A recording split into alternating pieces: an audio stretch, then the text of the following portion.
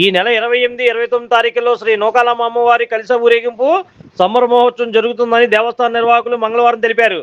మార్చి 28వ తేదీ సాయంత్రం 5 గంటలకు పవిత్ర కృష్ణానది నుండి కలశాలు, అమ్మవారికి సారి ఊరేగింపు మేళతాళాలతో, మంగళ వాయిద్యాలతో పవిత్ర కృష్ణానది నుండి బయలుదేరి బ్రాహ్మణ వీధి మీదుగా నేరుబొమ్మ సెంటర్, ఆంజనేయ వాగు, చిట్టినగర్ సెంటర్, సొరంగం రోడ్లో వేయించేసి ఉన్న శ్రీ నూకాలమ్మవారి దేవస్థానానికి చేరుకుంటుందని తెలిపారు.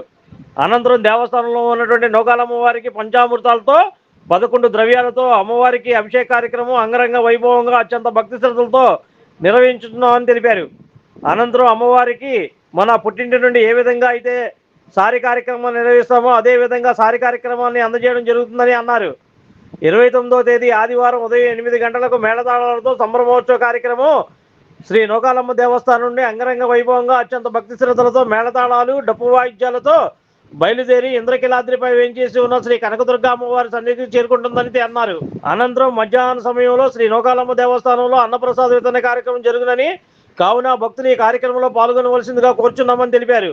ఈ కార్యక్రమం దేవస్థాన వ్యవస్థాపక అధ్యక్షులు కీర్తిశేషులు గణాచారి మరిపిళ్ల కనక సింహాచలం ఆశీస్సులతో నిర్వహించబడుతుందని ఈ సందర్భంగా వారు తెలిపారు.